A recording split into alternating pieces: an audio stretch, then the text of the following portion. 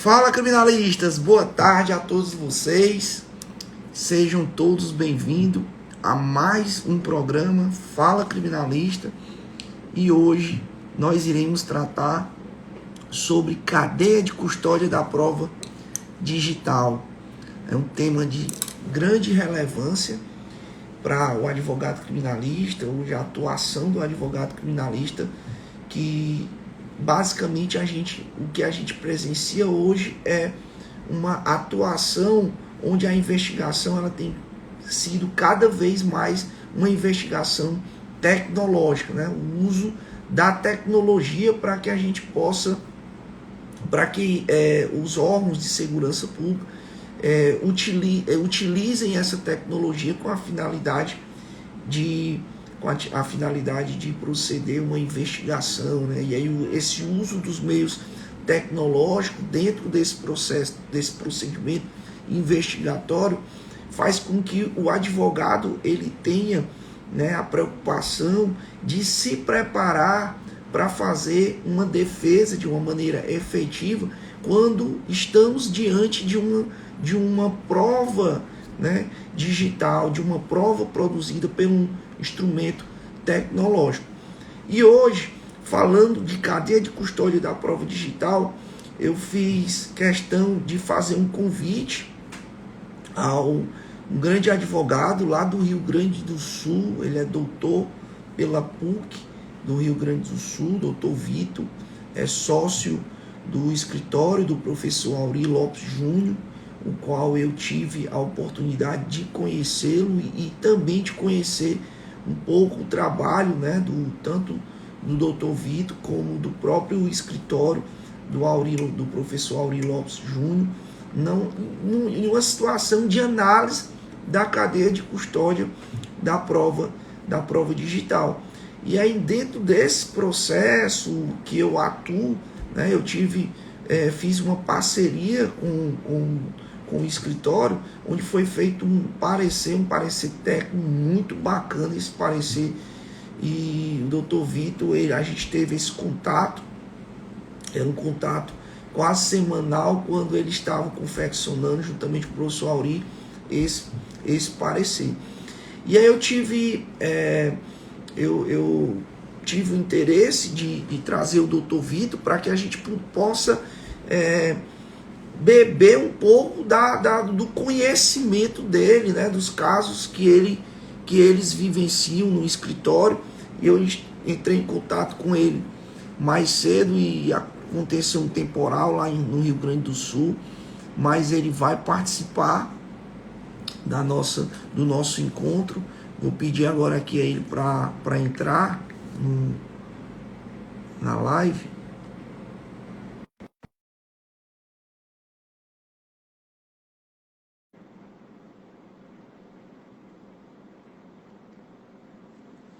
Deixa eu pedir aqui para...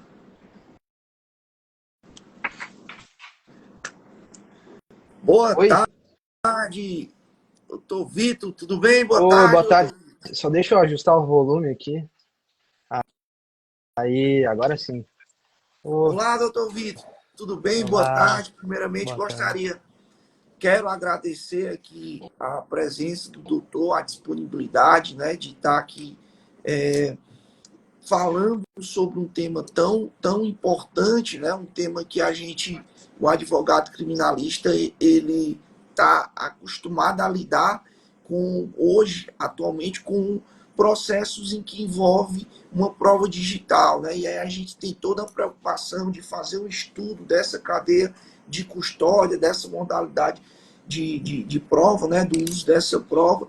E desde já eu quero lhe agradecer, né, a atenção de estarmos aqui tendo essa conversa sobre cadeia de custódia da prova digital. E eu sei que hoje você mais cedo havia me dito que teve um temporal aí no Rio Grande do Sul, foi isso, e acabou que, infelizmente, o escritório, uma parte do escritório pegou fogo. Eu vi até uma postagem agora do professor Auri Lopes falando sobre isso.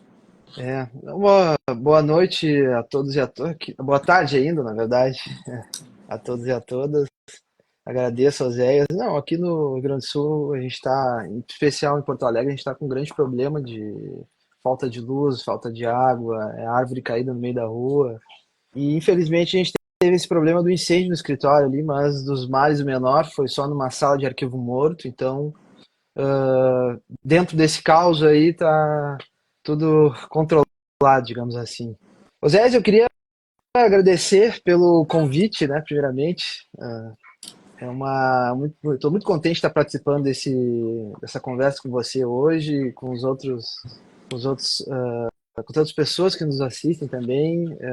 Estou muito contente e à disposição. Como é que a gente vai começar? Hoje é mais uma conversa. Eu vi que você fez uma apresentação super formal ali, mas na verdade é uma conversa aí entre Pronto, amigos e tratar desse tema. pronto. Doutor, eu queria, primeiramente, que eu fiz a apresentação, mas eu queria que o doutor se apresentasse, falasse um pouco do seu Claro. trabalho, né? Falasse um pouco é, de você, né? Do doutor Vitor, como advogado criminalista, atuando já há um tempo na advocacia criminal. Eu Sim, queria que você falasse um pouco de você, da claro. sua atuação.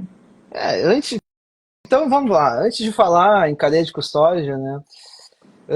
Eu vou contar um pouquinho da minha história para chegar até o doutorado na PUC. Daí, então, chegar na tese, que é minha tese de doutorado, que trata sobre a cadeia de custódia. Bom, eu tenho 30 anos, eu nasci e me criei aqui no Rio Grande do Sul, em Porto Alegre. Na verdade, eu sempre quis ser jogador de futebol profissional, ou no mínimo músico. Eu joguei praticamente ali, categoria de base. Quando tinha 19 anos, no Inter aqui de Porto Alegre, não me quiseram mais, daí eu saí fora do futebol. Eu só queria saber de jogar bagunça na escola, no ensino médio, conseguia a média para passar de ano, pegava recuperação bastante, mas ganhava sempre empurrãozinho ali dos professores de educação física, que, claro, eles eram os técnicos, então eles faziam eles que me queriam me manter por perto, assim, sempre.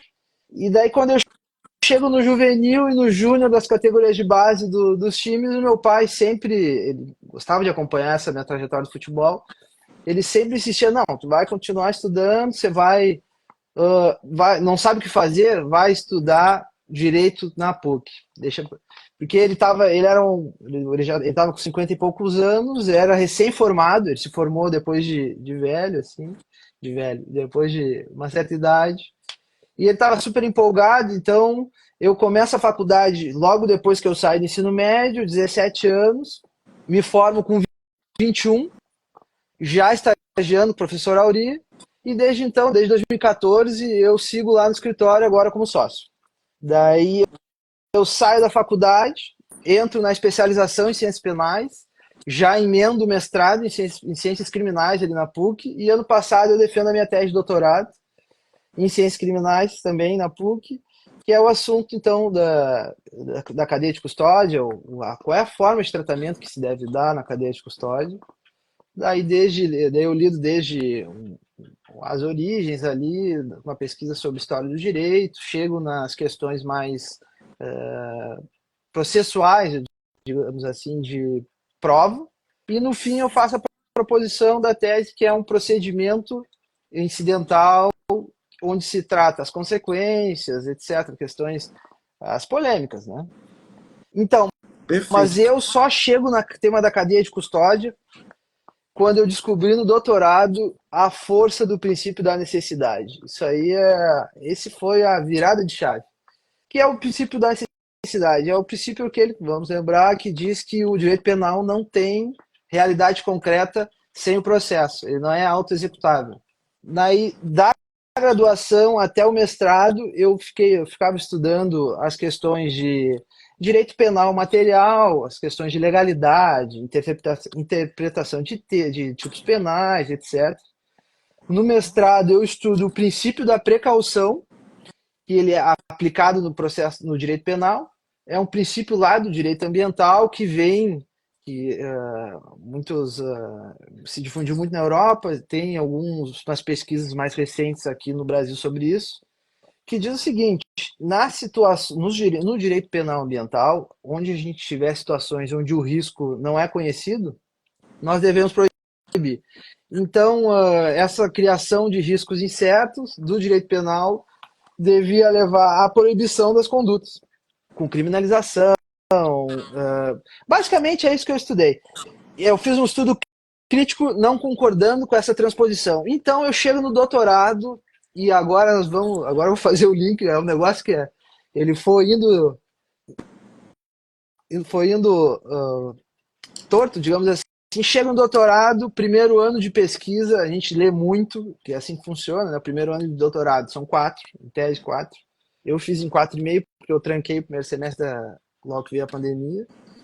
E nesse primeiro ano de pesquisa, a gente leu muito, eu fui para a banca de qualificação, aliás, a gente leu muito e poxa, não é isso que eu quero. Não, eu não quero continuar estudando direito penal. Eu quero ir para o processo. E daí, depois de muita leitura, eu vou para o processo e entro como orientando do professor Auri. Na verdade, Oséias, e agora acho que já começando a falar sobre o assunto hoje, o que me incomodava mesmo era o tema das provas no processo penal. No fundo, era isso que me movia em termos de pesquisa, né, no direito penal, só que eu não sabia até então. Entendi. E o que me perturbava, eu não sei se eu vou falando, Não, pode falar, é, depois eu lhe faço algumas perguntas, né, tá? trazendo para situações mais pontuais, mas pode concluir esse seu raciocínio, inclusive falando um pouco sobre a sua tese de Claro, doutorado. claro. Não, então o que me perturbava era se como é que a gente podia punir se a gente não tinha certeza sobre a existência do crime. Porque no mestrado, como eu disse, tinha aquele ambiente de incerteza, o direito penal ambiental dizia não, aqui tem que punir. Na incerteza a gente tem que punir. São riscos incertos, catástrofes climáticas, etc. Só que no fim das contas o que me incomodava tem era a questão do corpo de delito. E aí a gente começa a puxar a questão da cadeia de custódia. Vamos chegar lá. Eu descubro toda essa linha de raciocínio aí na minha banca de qualificação do doutorado, onde o professor Geraldo Prado, convidei ele, e ele disse o seguinte, quase como se fosse um psicanalista ali, desvendando tudo isso que eu tinha lido. Ele lê a minha introdução do projeto de pesquisa, onde eu falo sobre isso, e vai dizer, olha, o problema, no fundo, o problema que tu tinha no mestrado e tu trouxe para o doutorado é a questão do corpo de delito. Essa sua incomodação em relação à falta de certeza na constatação do crime. Então, quando a gente vai falar de cadeia de custódia no Brasil hoje, na verdade, a gente não pode pensar que se inicia com o pacote anticrime.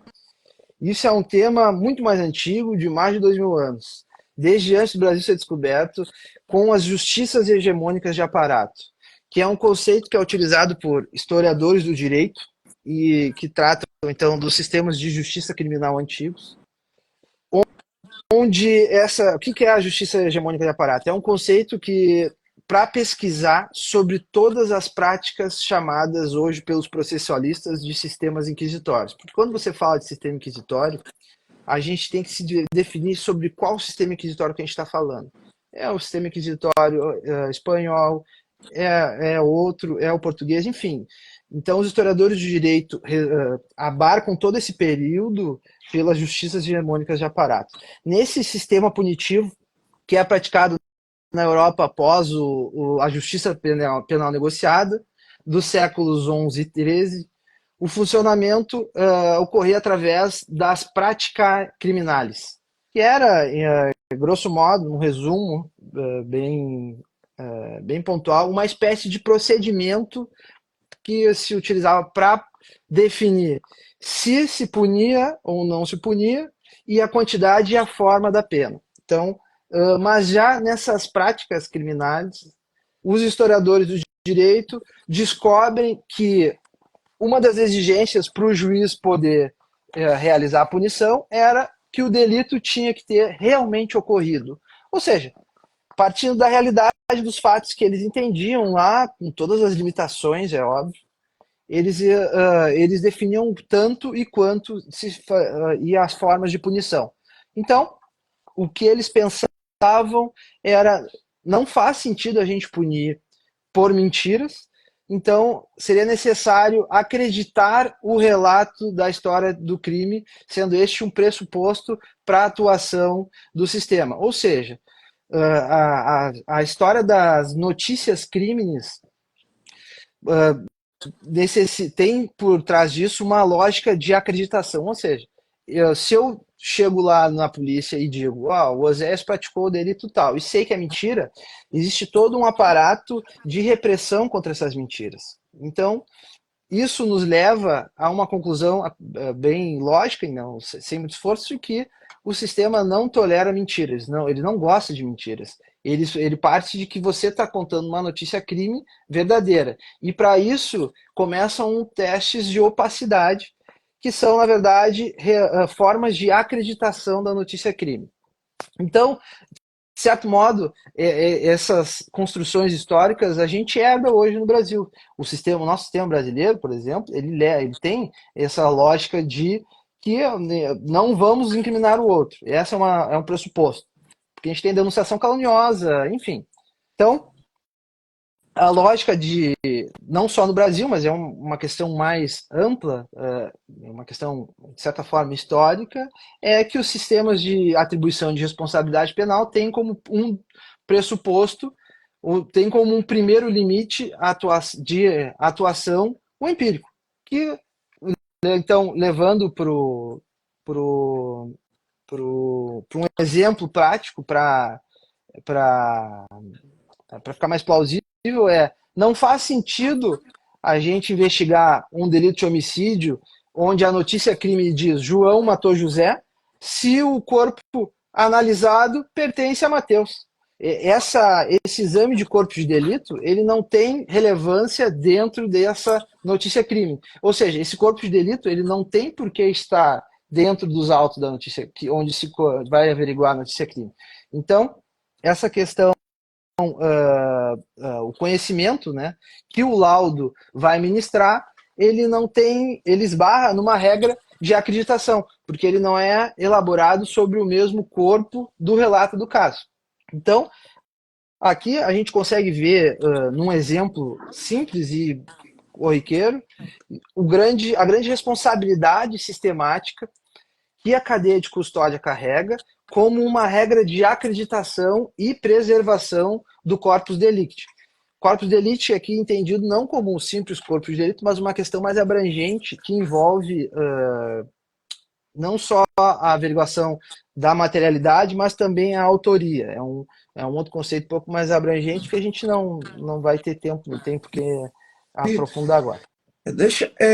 O primeiro questionamento que eu quero lhe fazer é o seguinte: você tocou num ponto muito importante, né? Esse tema cadeia de custódia é algo que, pelo menos, muitos advogados começaram a ouvir sobre isso a partir de 2019, com o pacote anticrime, a Lei 13.964, que inseriu no ordenamento jurídico, na verdade, positivou, porque antes era tratado em uma portaria, existe uma portaria que regulamentava esse procedimento da cadeia de custódia que está lá no 58A, né, que foi trazido, que foi positivado dentro do Código de Processo Penal.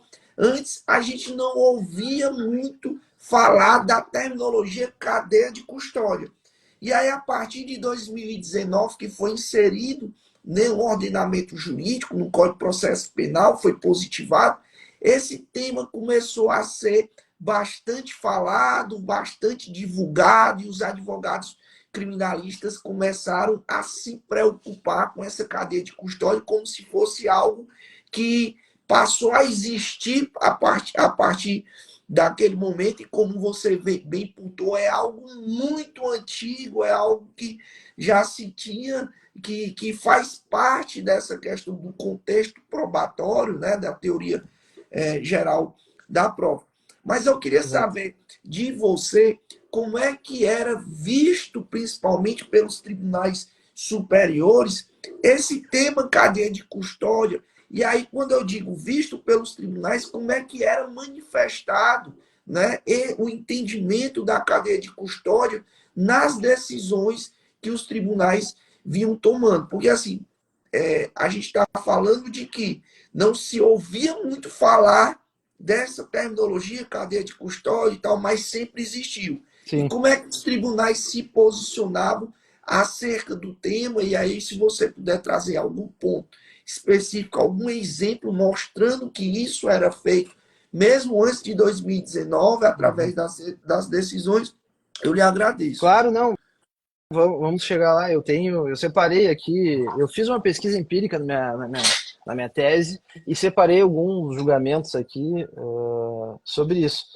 Uh, então, você falou do pacote de crime, na verdade, como falamos há pouco, é um tema muito mais antigo que sempre teve presente nos sistemas de atribuição de responsabilidade. Então, a discussão sobre a retroatividade, por exemplo, dos artigos do 158A, etc., é inócua, porque é um pressuposto do corpo de delito, a cadeia de custódia. Então, ela, na verdade, chama.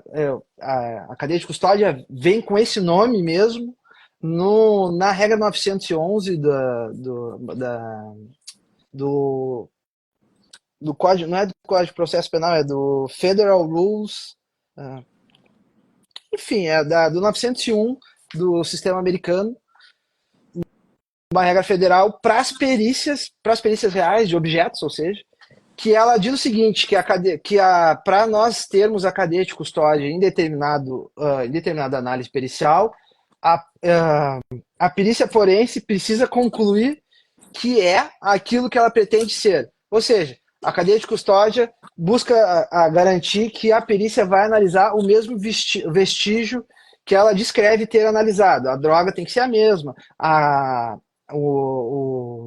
o hardware apreendido tem que ser o mesmo, não pode ser diferente. Essa regra de mesmidade também é tratada pela doutrina espanhola e hoje a gente tem também um grande interesse nas provas digitais, pela digitalização, computação em nuvem. Eu acho que o exemplo da computação em nuvem nós podemos chegar depois. Pode ser? Pode É, sim. Pode sim. no fundo, o grande tema hoje é a questão das provas digitais. Por que eu falo isso? Eu vou responder a pergunta que você trouxe ali, eu não vou fugir dela, a questão dos exemplos, mas eu acho que nesses exemplos que eu trouxe, tem um pano de fundo que é a questão das provas digitais. Muito se fala sobre a digitalização da vida, etc., e que as provas seguem esse fluxo de serem cada vez mais digitais. Processo eletrônico, etc. Mas o grande tema, me parece que hoje, das provas digitais, é a questão da legalidade processual. Por quê? Porque a legalidade processual tensiona há muito tempo com as provas atípicas. E aí nós chegamos, então, no ponto de contato com as extrações, que é uma coisa que ocorre muito comumente hoje nas operações da Polícia Federal, por exemplo, que são as extrações dos backups das nuvens, onde se obtém fotos, se obtém localização, onde se obtém WhatsApp. E hoje nós não temos uma regulação, por exemplo, a respeito dessas provas. E o que deu uma cortadinha ou eu me Não, enganei? não, estou lhe ouvindo bem. Estou lhe ouvindo bem. Então a gente tem hoje um Estado que não opera na mesma velocidade das transformações sociais, a gente tem um déficit regulatório a respeito dessas provas digitais, que é a questão, então, como eu trouxe, do backup do acesso pelas grandes operações policiais ao backup do iCloud, ao backup do Google, onde a polícia consegue acessar mensagens criptografadas, por exemplo, do WhatsApp, que em tese não são interceptáveis, mas a gente não tem, então, são provas atípicas porque a gente não tem essa espécie de busca e apreensão digital, que na prática é isso. Então, o que nós temos hoje? Como é que nós podemos controlar isso? É a cadeia de custódia. É a cadeia de custódia que vai garantir a integridade dessa prova digital e dela nós não podemos se afastar. Ela é o pilar, então, de sustentação dessa legalidade, porque existem critérios essenciais e critérios que não podem deixar de ser observados, que são um mínimo. A gente não está nem reclamando que não podemos ter provas atípicas no processo penal, não é nem isso, que seria já, de fato, uma discussão interessante em termos de legalidade. A nossa preocupação é muito mais modesta, digamos assim, que são, então, as questões das provas atípicas. Eu acho que, tratando, por exemplo, nós tínhamos conversado sobre a possibilidade, Oséias, de tratar sobre uma questão específica, e essa, então, do backup do WhatsApp. Se nós fôssemos seguir à risca o que diz o 158A ou até o C, ou seja, o intervalo do pacote anticrime ali que inseriu a questão da cadeia de custódia, o backup do WhatsApp, por exemplo, não poderia ser acessado pela PF.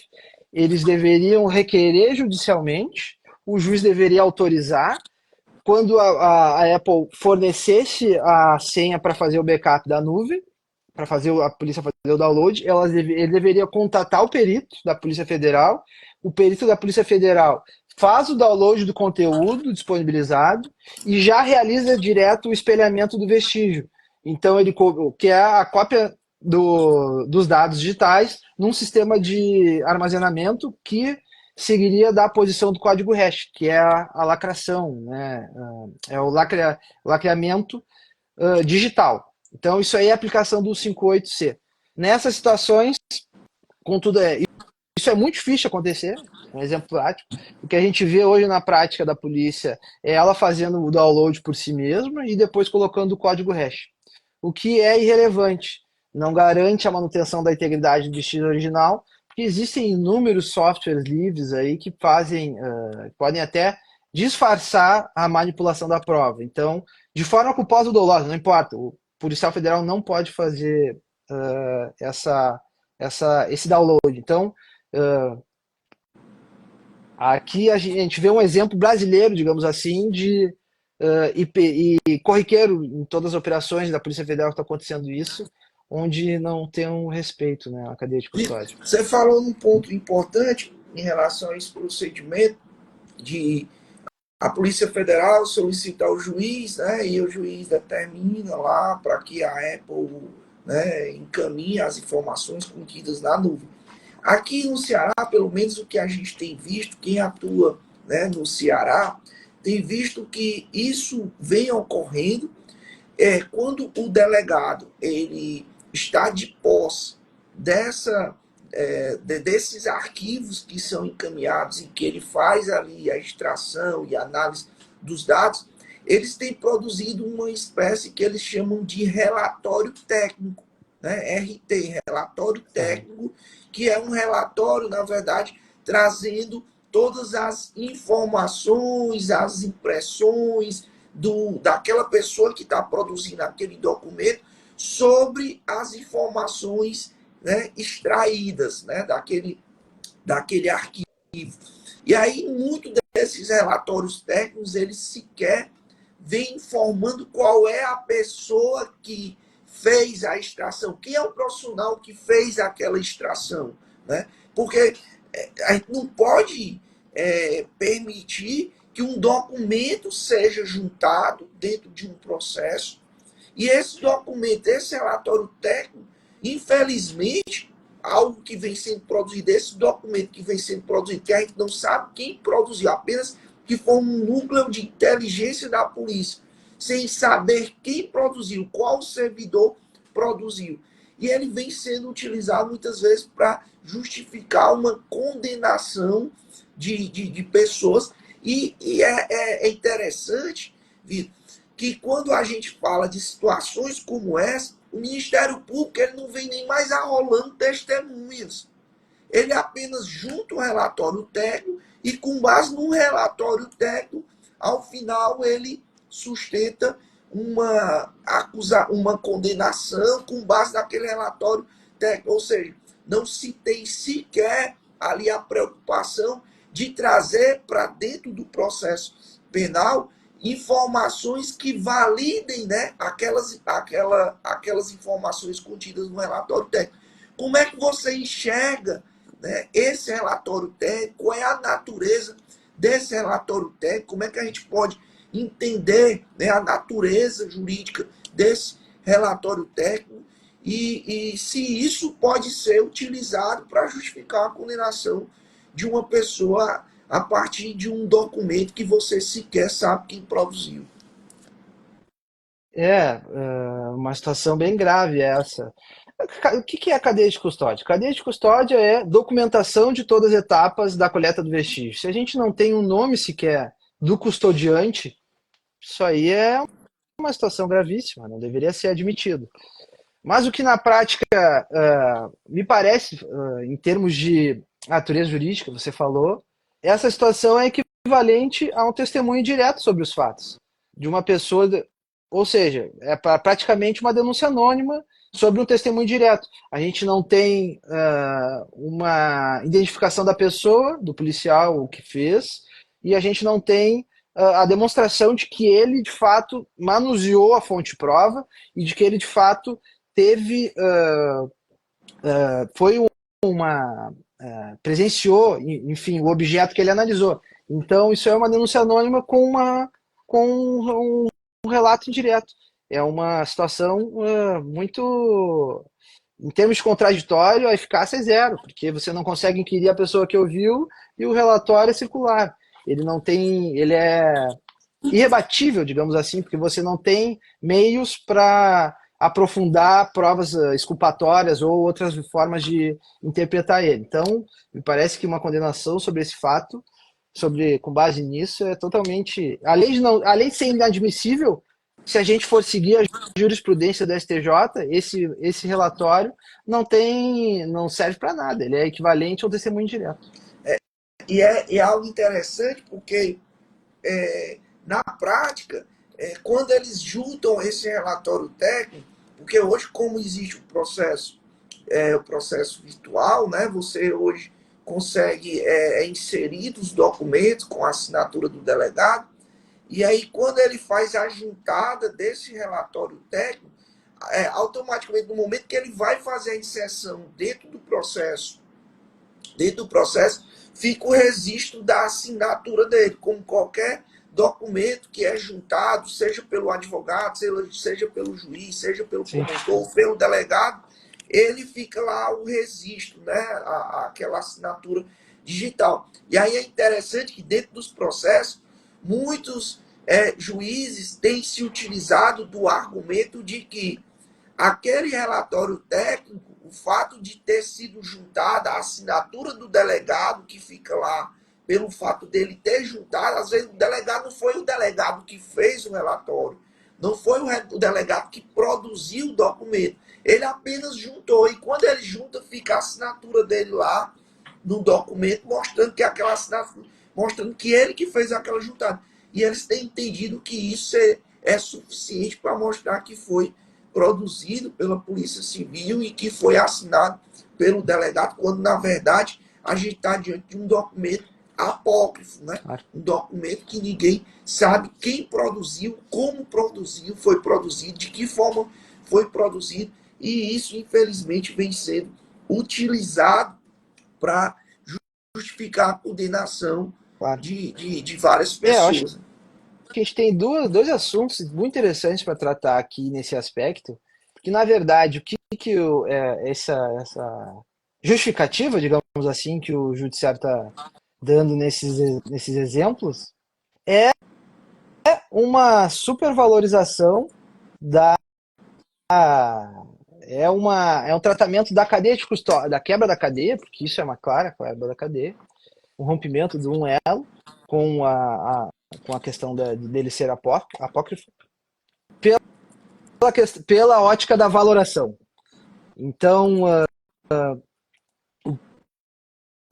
se faz um bypass no controle de admissibilidade, desconsiderando todo efeito psicológico que pode ter, na verdade, considerando o efeito cascata que pode ter, se você considera inadmissível essa prova viciada pela quebra da cadeia de custódia, por conta dos resultados supostamente atraentes que ela pode ter numa condenação. Ou seja, ali que a polícia oferece a denúncia com aquele relatório que ela está preso, e então com esse relatório que ele vai ser condenado. Se a gente tira isso, todo o resto não serve. Então, se faz uma ponderação aí por conta dos resultados supostamente atraentes que esse relatório tem. Mas essa questão, eu acho que a gente pode discutir então dois pontos aqui, Oséias, que é, primeiro, nas situações onde há completa falta da cadeia de custódia e situações onde há rompimentos pontuais, como é esse exemplo que eu lhe dei. Quando a gente tem, e acho que agora já posso começar a falar, tenho os julgados aqui que eu pesquisei, que eu acho que são interessantes, que é onde não houve a preservação da fonte de prova, do objeto, então, portanto, é onde a gente tem a completa ausência da cadeia de custódia. E nessas situações, nós temos julgados onde o STF considera a prova inadmissível e o STJ também. Nessas situações não há um espaço de discussão. Depois nós vamos ver que nas situações de rompimento da cadeia de custódia, aí sim nós temos discussões a respeito da inadmissão ou valoração. Por exemplo, a gente tem o caso do Antônio Garotinho, que era um ex-governador do Rio, numa investigação que ele tinha sobre uma fraudes em um programa social, etc. No ARI número 1343875, o relator ministro Lewandowski, à época, Lewandowski, onde o ministro anula a condenação exatamente porque teria ocorrido uma apreensão de determinada mídia digital, ou seja, um HD na Secretaria da Fazenda, em alguma secretaria do governo, não lembro, o lugar específico, e a polícia leva para a delegacia e começa a analisar o laudo, o HD e faz relatórios. Com isso, chega no processo, oferecem denúncia e a defesa alega que houve a completa ausência de cadeia de custódia, ou seja, o que deveria ter sido feito? O HD apreendido, ser feito um espelhamento com o perito, todo o material todo o material digital dele, com esse espelhamento se mantém na central, perdão, se mantém no setor técnico do IGP, do Instituto Geral de Perícias, e manda o espelhamento para o delegado analisar e enviar para o processo. É isso que deveria ter sido feito. Não foi feito essa preservação inicial, e então o STF reconheceu que era uma prova ilícita, que não foi feito o básico. A gente também tem um outro precedente, esse aí você conhece também muito bem, que é um recente relatoria do ministro Ribeiro Dantas, no STJ, é o RHC 143169. É uma operação que investigou hackers, operação Open Doors, onde hackers praticavam fraudes bancárias, e onde a polícia fez a busca e apreensão, apreendeu uma mídia digital, mesma situação, uma mídia física, na verdade, que tinha dados digitais, era um computador, um notebook, um MacBook. A polícia prende, faz o auto circunstanciado direitinho, mas na hora, ciente de todo aquele cenário de fraude bancária, etc., o banco entra em contato com a polícia e pede para fazer uma análise da mídia. Só que tudo isso feito sem o espelhamento. Daí, então, tem essa circulação da mídia no setor de TI da instituição financeira vítima, sem qualquer espelhamento, e aqui o STJ então concluiu, fazendo essa distinção das situações de rompimento da cadeia de custódia. Então, essa situação seria da completa falta da cadeia de custódia. E nessa situação, seria caso de reconhecer a inadmissibilidade e que é a exclusão da prova dos autos. Então, a gente tem também, agora, de um outro lado, essas são as questões da completa falta de cadeia de custódia, e que geraram a inadmissibilidade sem muita discussão, aí foram assertivos. E tem um outro caso, que são as situações onde temos o rompimento dos elos, que é, então, a quebra da cadeia de custódia. Na STJ, nós temos o precedente histórico, aquele do negócio da China, HC 160.144, se não me engano, que foi onde se extraviou interceptações telefônicas e telemáticas, e-mail e ligação, e se reconheceu que haveria se decretou a ilicitude da prova ali. Então, foi uma decisão paradigmática nesse sentido, porque a quebra da cadeia levou à inadmissibilidade. No STF também a gente tem recente, isso aí está na mídia, a questão dos sistemas da Odebrecht, que é os dois sistemas, aquele onde se tinha contabilidade paralela e suposto pagamento de propina, MyWebDay e o Drowsys. Lá, o ministro Lewandowski, com decisão posteriormente confirmada na turma, também reconheceu a quebra da cadeia de custódia, porque a mídia tinha sido, a mídia, o material físico que continha isso, ele foi mal preservado, ele circulou em sacolas de supermercado.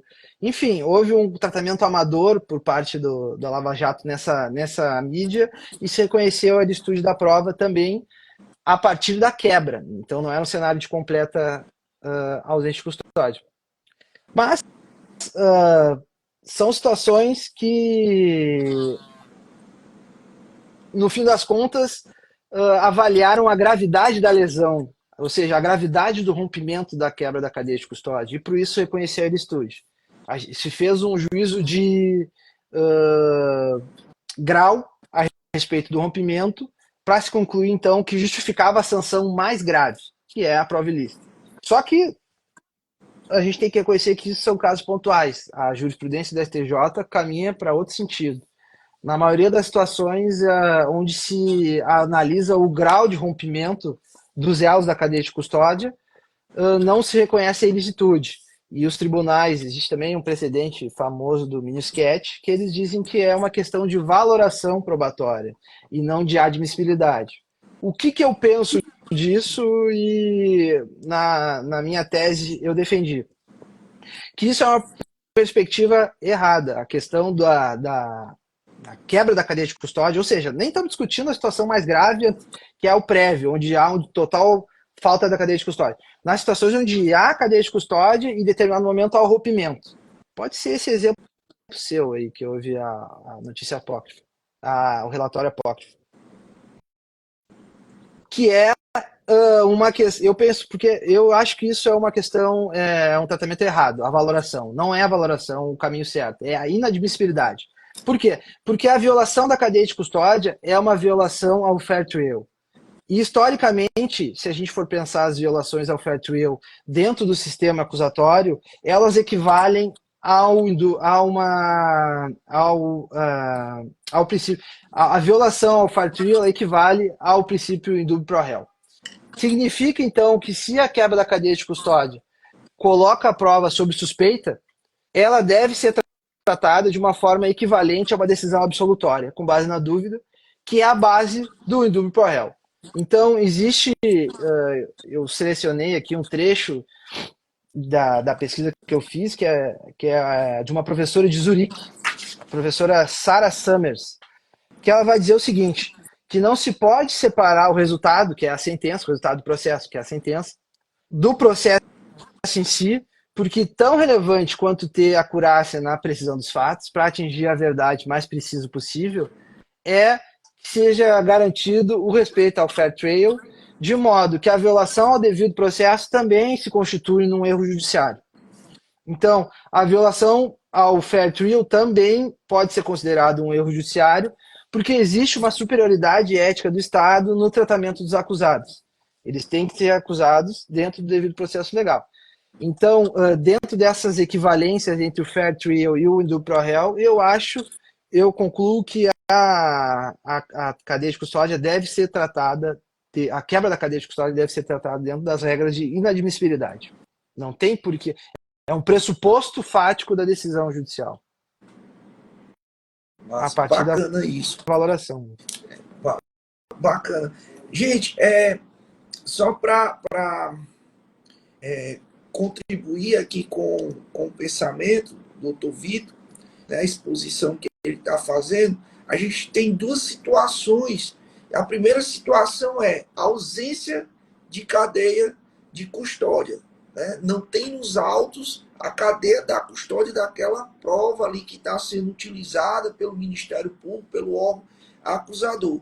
E aí a gente tem um segundo formato, que é uma quebra dessa cadeia de custódia. Existe ali a cadeia de custódia, mas em determinados momentos essa cadeia de custódia ela é violada. E aí no primeiro sentido aqui no primeiro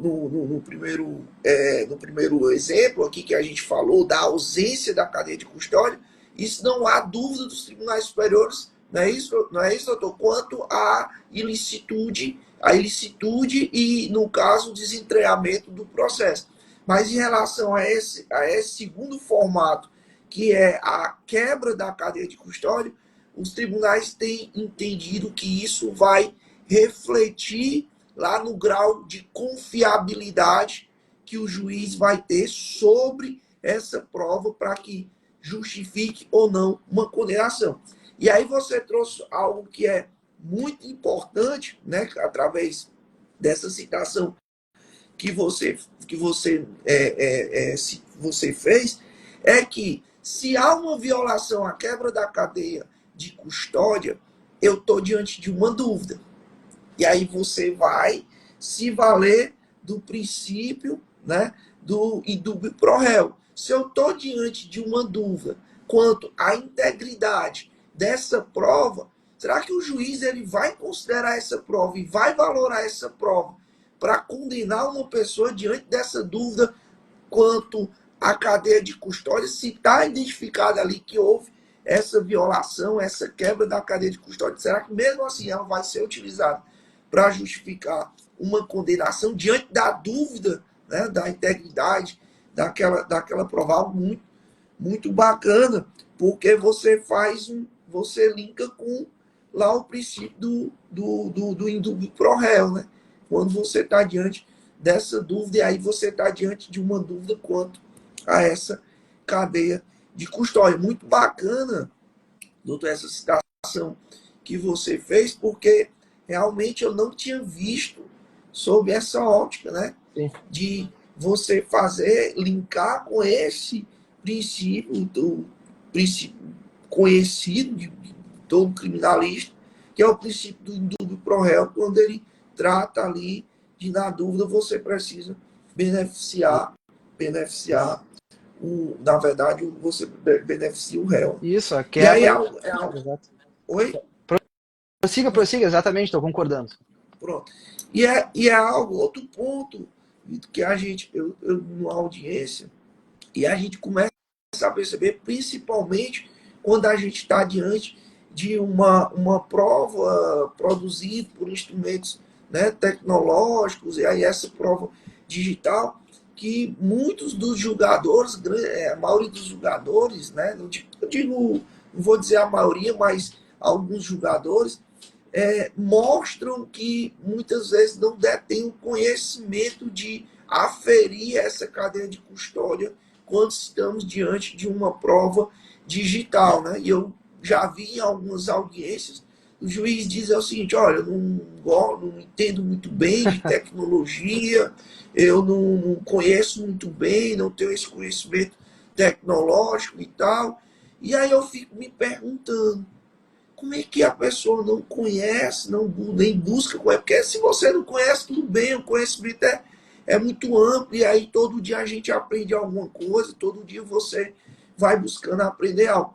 Mas para você julgar, né, você tratar a liberdade da pessoa sem conhecer um mínimo, né, de informações relacionadas a essa cadeia de custódia, a esse entender como essa prova foi produzida por esses instrumentos tecnológicos, o passo a passo de como essa prova chegou até o magistrado, ele como destinatário dessa prova, e não entender isso, é algo que a gente precisa se preocupar, né, quando está diante de situações como essa.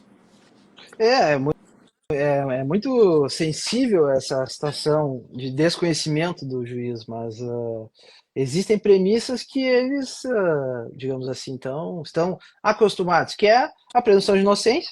Você tem que desconfiar, não é porque o Ministério Público alega X que é X de fato. Ele tem que provar esse caminho e esse raciocínio.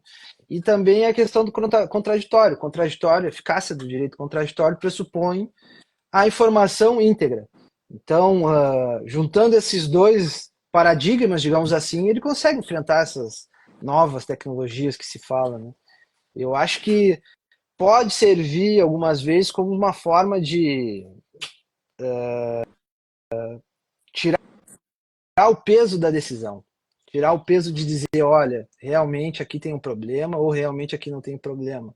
Fica cômodo você se esconder atrás dessa questão tecnológica. Mas, enfim, são, são desafios, né, de Exatamente. transmissão. Eu, em relação a essa cadeia de custódia, é um ponto que eu gostaria de até de abordar Né? aqui, de trazer, de compartilhar com vocês, uma situação em que a acusação ela se baseia em um relatório técnico produzido a partir da extração de dados de um celular. Toda a acusação ela está formada, ela está sustentada a partir desse relatório técnico que foi produzido através da extração de dados daquele celular que foi apreendido. E o processo tramitando, o Ministério Público oferece a denúncia, o magistrado recebe a denúncia, e na resposta da acusação, eu tive o cuidado de solicitar toda a extração que foi realizada. Porque o que acontece? Hoje, a autoridade policial ela tem encaminhado, né? Ela tem encaminhado uma parte da extração, como se aquela parte da extração fosse de interesse dela e a defesa não quisesse saber do todo, da, da integridade, né, do todo. E aí utiliza pedaços dessa extração sem trazer aos autos o conteúdo integral daquela extração. E quando eu percebi essa situação que a gente estava diante de um link em que no link só continha aquelas informações inseridas no relatório técnico, eu fiquei pensando, olha, se no link tem essas informações, que são as mesmas informações que estão no relatório técnico, é como se o delegado tivesse extraído tudo aquilo do link, que tivesse um link, fosse tudo aquilo que tivesse sido extraído do celular e, consequentemente, colocado, materializado naquele relatório técnico. E aí eu tive o cuidado de solicitar o conteúdo, de questionar o conteúdo integral, né, daquela extração. E eu solicitei, na minha resposta à acusação, que o magistrado oficiasse a autoridade policial para que a autoridade policial informasse cadê o conteúdo integral daquela extração.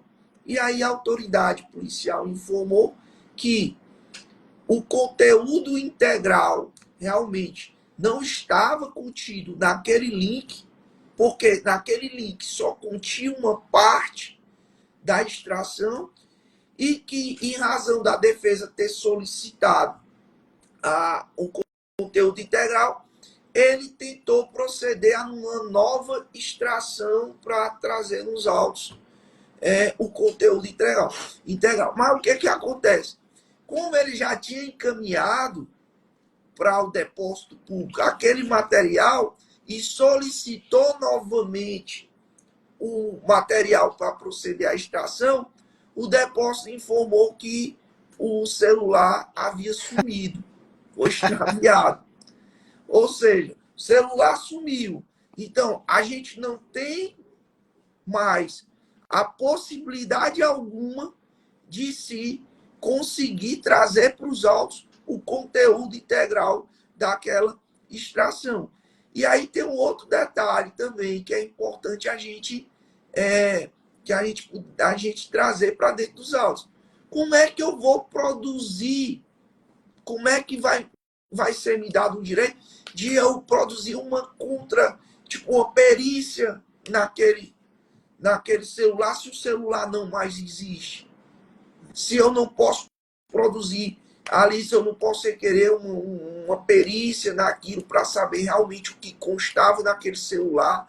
Então é algo que a prova ela está ali, está totalmente comprometida. Seja porque não existe a integralidade daquilo que foi objeto de extração, seja porque o celular nem mais existe. Aí você não consegue periciar o celular para saber de fato se mesmo aquela parte do bolo que está ali realmente estava no celular.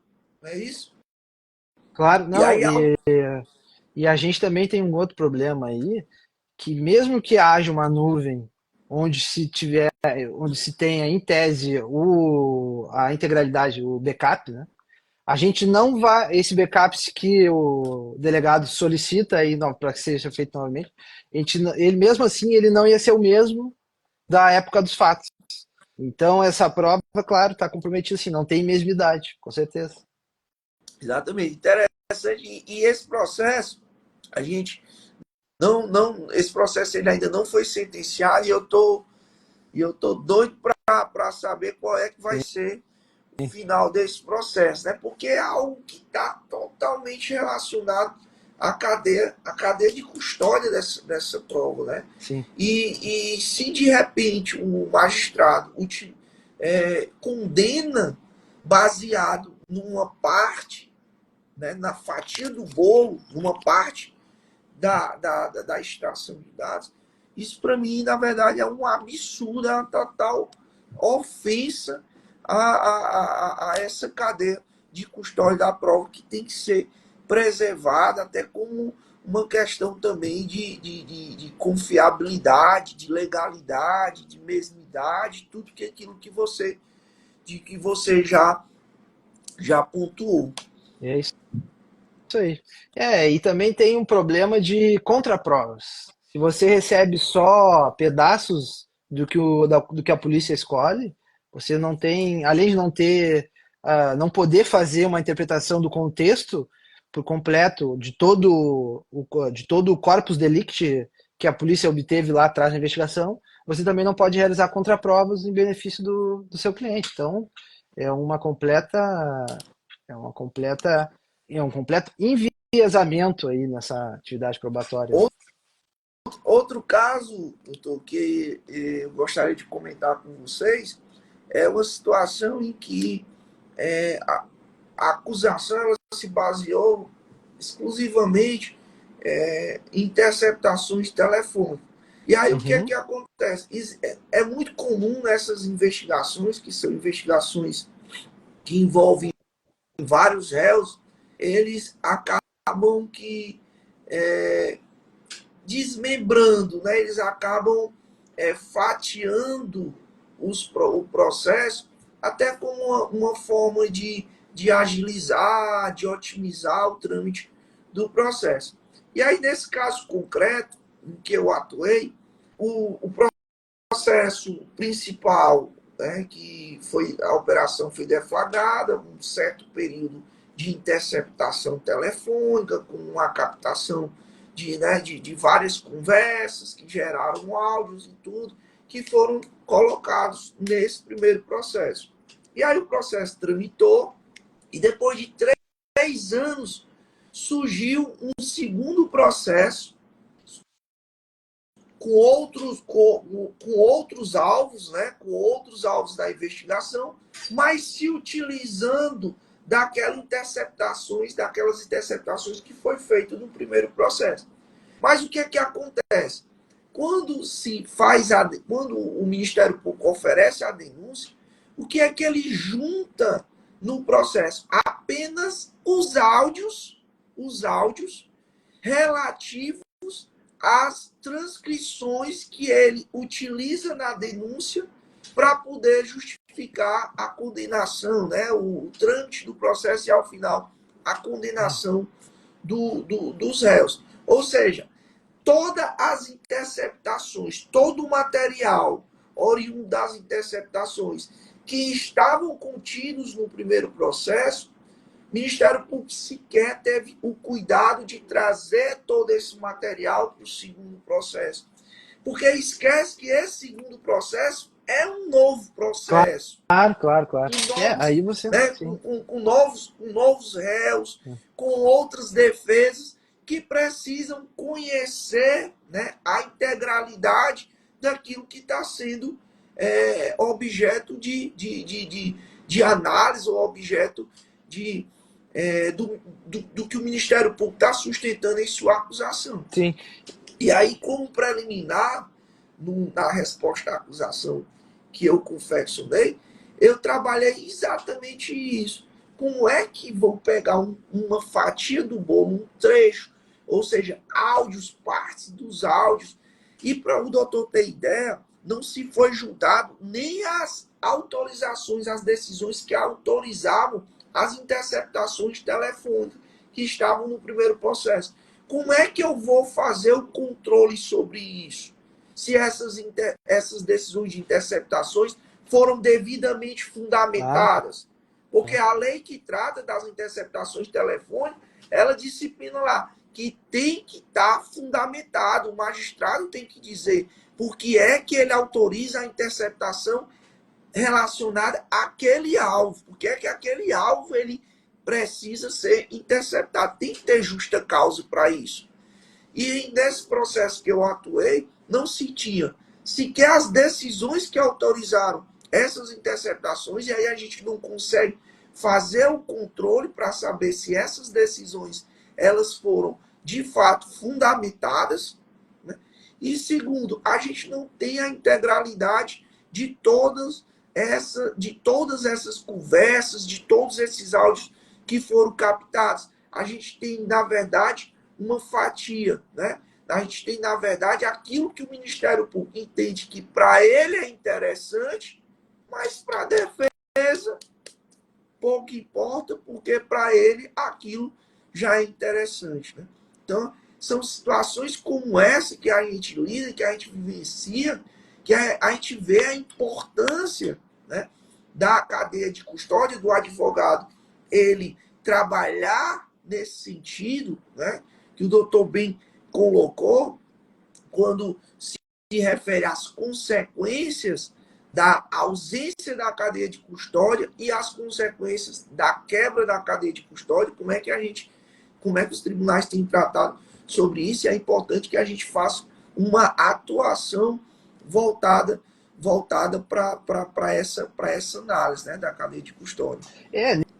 Nesse seu exemplo aí de compartilhamento, nem os meios de prova não há controle algum sobre os meios de prova. A forma de obtenção é bem grave esses vícios aí. Então, E, acho que.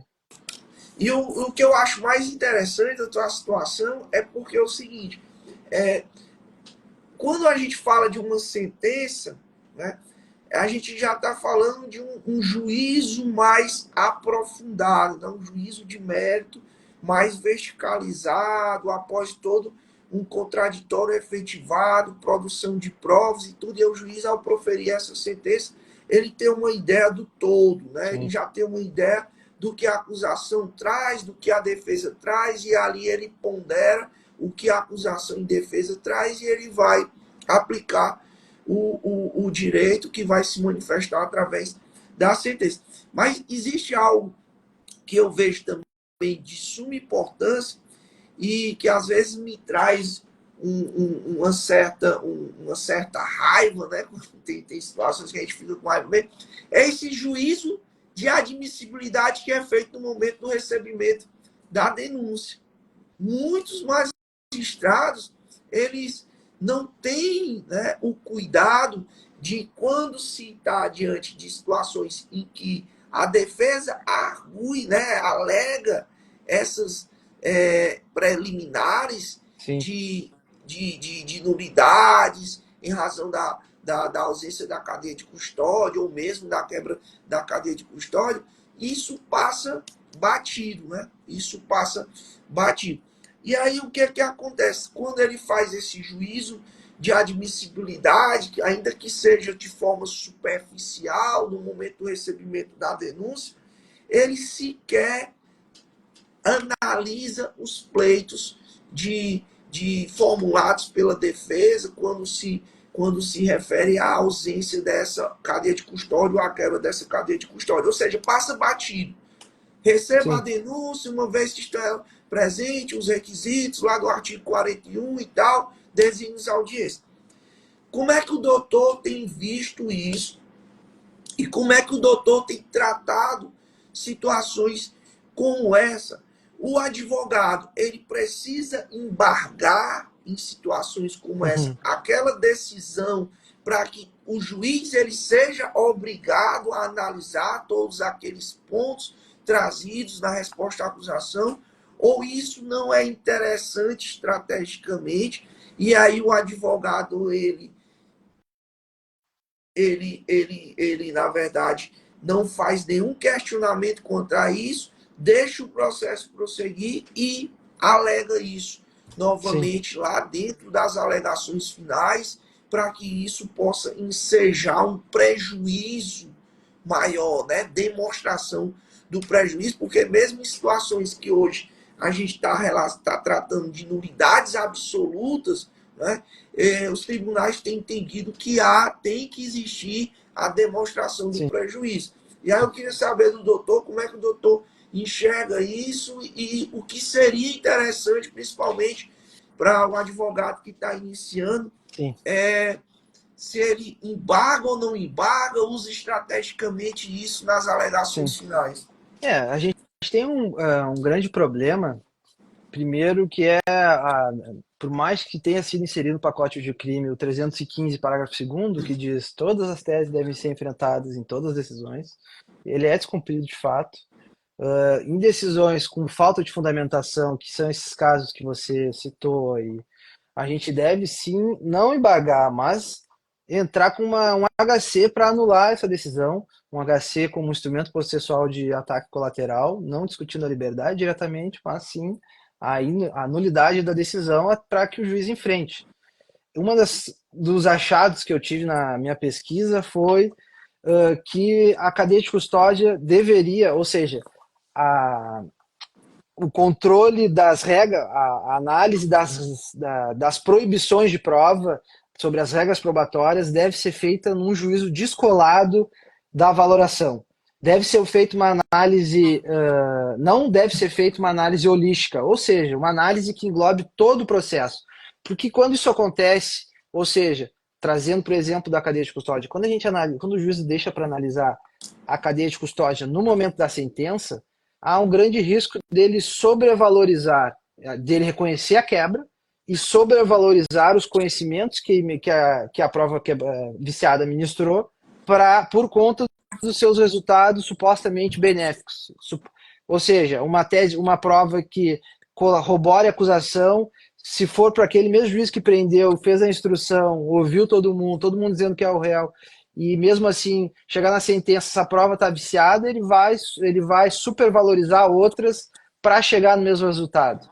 Existe uma pesquisa da Cornell dos Estados Unidos, eu não tenho aqui agora, mas eu até posso. Vou citar a fonte, agora calma aí, vou achar aqui para você. Que é muito interessante. O nome é. Cadê? Os juízes podem ignorar uma informação inadmissível? Uma pergunta, né? E daí segue o título. A dificuldade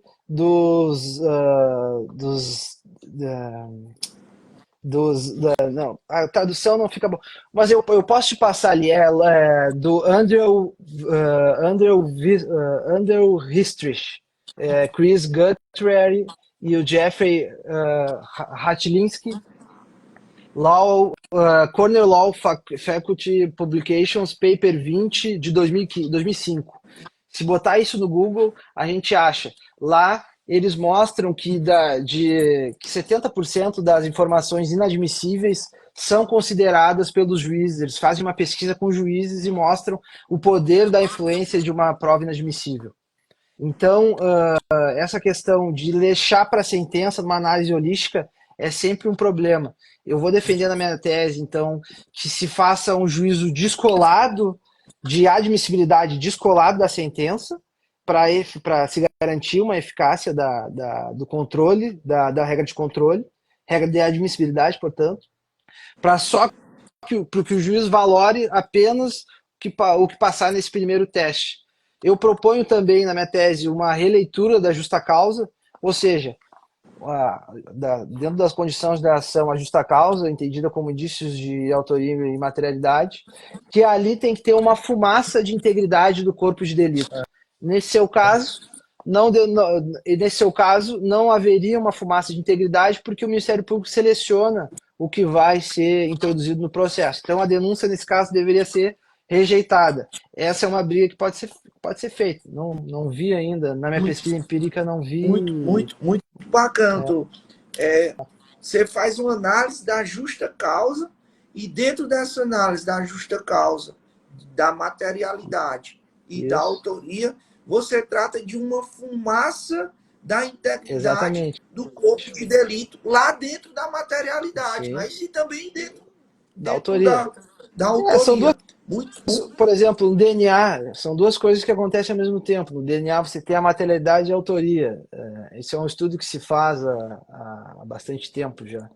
Então essas E coisas só acontecem ao mesmo tempo. para eu entender, então, você acha arriscado demais eu conduzir a minha defesa, a minha estratégia defensiva, no sentido de deixar que isso seja arguído só em sede de alegações finais, porque na sentença, muito dificilmente, o juiz ele vai reconhecer isso. São muitas variáveis para se considerar, mas em tese Em falando, tese, sim, eu concordo. em tese. Certo? Isso. Muito, muito, muito bacana. É algo também que a gente começa a associar ao ao juiz das garantias, né? Claro, Eu exatamente. Exatamente. conversando certa vez com um magistrado a respeito do juiz das garantias, do tema, né? Sim. E aí ele criticando o juiz das garantias e tal, e aí ele tem lá os argumentos que ele utiliza para crítica e tal, do juiz das garantias. E aí eu comecei a expor os meus fundamentos. Né? Eu disse assim, doutor, imagine o senhor que defere uma medida cautelar ali, uma cautelar de interceptação telefônica. O senhor defere ali a interceptação telefônica. E o senhor decide de uma forma totalmente genérica, abstrata, sem uma fundamentação concreta, de acordo com o que expõe o artigo 93, inciso 9 da Constituição Federal, que diz que todas as decisões têm que ser devidamente fundamentadas e tal. E aí, de repente, eu, advogado, venho levantar essa situação de que o senhor não fundamentou a sua decisão que determinou a interceptação telefônica, ou seja, que autorizou a interceptação telefônica. O senhor, analisando esse contexto, o senhor seria capaz de entender que o senhor não fundamentou a sua decisão e anular aquela sua decisão, comprometendo toda a prova que foi produzida mediante a autorização judicial que o senhor deu para interceptar aquelas pessoas? Ele olhou para mim e disse, nunca. Mas é óbvio, mas é óbvio. É, Porque isso também está relacionado a uma questão de credibilidade claro, que eles entendem como julgador. claro. De os mesmos, imagine o mesmo julgador. É possível, isso é. É possível até dentro de um próprio. Até porque existem recursos para isso, de um juiz entender de um jeito e depois você apresenta um embargo de declaração e ele julga procedente seu embargo, ou Sim. seja, reconsiderando aquilo que ele havia entendido. Mas a gente sabe que na prática isso é muito difícil de acontecer, né? De o juiz entender que aquela decisão que ele tomou é fundamentada e depois, após uma resposta à acusação, tratando daquela carência de fundamentação da decisão judicial que autorizou, né, aquela interceptação telefônica, ele entender que isso de fato existiu, que a decisão dele não foi fundamentada, e aí ele compromete toda a prova. E aí a importância do juiz das garantias.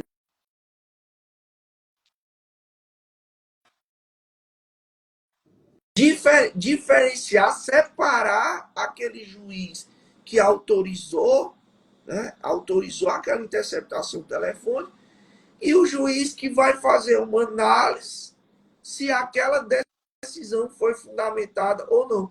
No momento em que você está diante de um novo juiz, uma nova cabeça, que não está já enviesada, né, por aquela investigação que ele autorizou em vários momentos, existe pelo menos a probabilidade de você conseguir uma decisão diversa do que aquele juiz que estava dentro da investigação vinha decidindo. É. Não, com certeza. Essa questão envolve também a exclusão física dos autos do inquérito. E isso, porque, claro, não adianta você trocar o juiz e ter o inquérito ainda. O Supremo, de certa forma, desidratou a eficácia que o juiz de garantias poderia ter a partir do momento que admite a entrada dos autos do inquérito no processo. Então, essas questões, essas discussões sobre contaminação são extremamente pertinentes com a cadeia de custódia. Porque assim como eu não quero que os autos do inquérito entrem no processo, por uma série de questões, mas fundamentalmente pela eficácia do contraditório, eu também não preciso presumir que todas as provas são fraudulentas, etc, para exigir cadeia de custódia. É questão de manter um critério decisório e um padrão de qualidade. Então, essa discussão dos autos de inquérito é uma questão então, que toca exatamente esse ponto que você está dizendo aí, o juiz toca o inquérito por completo e chega lá na fase de instrução, ele vai dizer tudo que ele disse lá atrás. Muito difícil isso acontecer. Difícil, Ele difícil. E é interessante esse ponto que você trata da exclusão dos autos, do inquérito ali, para que isso não, de uma certa forma, contamine, né, ou influencie aquele juiz que vai tocar o processo. Já tem promotor tentando se utilizar daquele formato de acusação e quer dizer o seguinte: olha, os os autos do inquérito, eles são excluídos do processo. Mas o que é que me pede, como acusador, juntar o inquérito? Isso é um outro problema que existe no Brasil, é a falta de controle de admissibilidade. Hoje o que a gente tem na prática, existe uma tese de um professor de São Paulo, do Renato Stanziola, que ele vai dizer exatamente isso. Não temos hoje no Brasil um controle de admissibilidade do que entra e do que sai do processo. O que a gente tem é um simples protocolo a partir do artigo 231, onde as partes juntam o que quiserem e poucas vezes há controle. Ou seja, não existe um procedimento específico dizendo que você não pode juntar uma perícia em determinado momento do processo, ou um documento em determinado momento do processo. Ou se tanto a gente tem uma previsão nas diligências complementares do final da instrução, onde o Ministério Público pode juntar o que ele quiser ali um outro processo que indique a origem da investigação, por exemplo, se for nesse seu caso de compartilhamento. Então, é complicado. São várias brechas que permitem essas burlas ao contraditório e aos mecanismos de controle, infelizmente. Gente, a gente tá aqui com mais de 1 hora de live, eu não vou mais tomar o tempo do Dr. Vitor. Na É isso. verdade, eu quero finalizar lhe agradecendo, Dr. Vitor, pela atenção, pela disponibilidade do seu tempo. Dizer que fico muito grato pela sua atenção todas as vezes que eu precisei, né, que eu me dirigi até a sua pessoa, sempre fui muito bem tratado, sempre muito atencioso, né, naquilo que a gente conversa, naquilo que há algumas dúvidas que porventura surgem. Eu sempre estou conversando com o doutor Vitor a respeito de situações mesmo práticas, porque tem situações que a gente se vê, né? Na verdade, a gente se vê numa sala fechada. A gente procura ali e tenta ver, meu Deus, o que pode me ajudar com esse caso prático, quem pode pensar juntamente comigo e tal. E isso é muito bacana quando a gente troca essas informações, quando a gente troca conhecimento, porque a gente ganha com isso, né? A gente ganha com isso. E o propósito da gente aqui, com esse programa semanal, eu tô vendo, é exatamente compartilhar o conhecimento, né? Transbordar na vida das pessoas, ajudando principalmente o advogado que está iniciando a sua carreira, que está ali diante de situações em que ele se sente em uma verdadeira sala fechada, né? Sem poder Sim. compartilhar, sem poder beber ali do conhecimento de profissionais que já estão há um tempo no mercado, que já passaram por diversas situações, como o doutor aqui nos trouxe várias situações e vários julgados, alguns julgados bem recentes, tratando sobre isso. Né? Hoje eu aprendi muito essa questão da cadeia de custódia. A gente sempre estuda, a gente sempre estuda, mas eu posso lhe dizer com sinceridade que eu aprendi bastante nas suas exposições aí, quando você fala da cadeia de custódia, da ausência da cadeia de custódia, da quebra da cadeia de custódia, linkando essa quebra com o princípio do indulto pro réu. Isso não havia me passado ainda pela cabeça de como isso vai desaguar no indulto pro réu. Então, muito bacana isso, a fumaça de integridade do corpo de delito dentro dessa justa causa, analisando a materialidade e a autoria. Muito bacana, porque isso é agregador, sabe? Isso é agregador, isso a gente ensinando, quem está aqui está aprendendo com o seu conhecimento, e eu tenho certeza que a gente também está aprendendo, né? A gente está aprendendo, a gente está vendo toda hora uma pessoa pensando diferente. Eu vi coisas aqui que não me passavam pela minha cabeça, e depois que o doutor começou a falar, Sim. eu comecei até aqui a anotar para fazer Tá bem. sentido e eu tentar trazer isso para dentro da minha realidade, para dentro dos Entendi. processos que estão aqui no escritório. Muito bacana, doutor, pela exposição das ideias, né? Pela forma aprofundada como você trata o tema, tá certo? E só tenho lhe agradecer pela sua participação e pela sua disponibilidade, dizer também que, se precisar, eu vou estar aqui à sua disposição, naquilo que estiver ao meu alcance, pode contar sempre comigo, tá certo? Tá bem, eu que agradeço, Zé. É um prazer ter participado. Quando puder voltar, eu ia ficar muito contente. E é isso, meu amigo. Bom fim de semana a todos. Obrigado. Tá bem? Gente, para finalizar, não esqueça, próxima sexta-feira a gente vai ter um novo encontro, a gente vai trazer um convidado também especial, e durante a semana aí eu vou trazendo, publicando meus stories, algo relacionado ao tema do nosso próximo encontro. Muito obrigado a todos vocês, obrigado, doutor, pela atenção de sempre, e um forte abraço. Bem, um abraço. Tchau, tchau.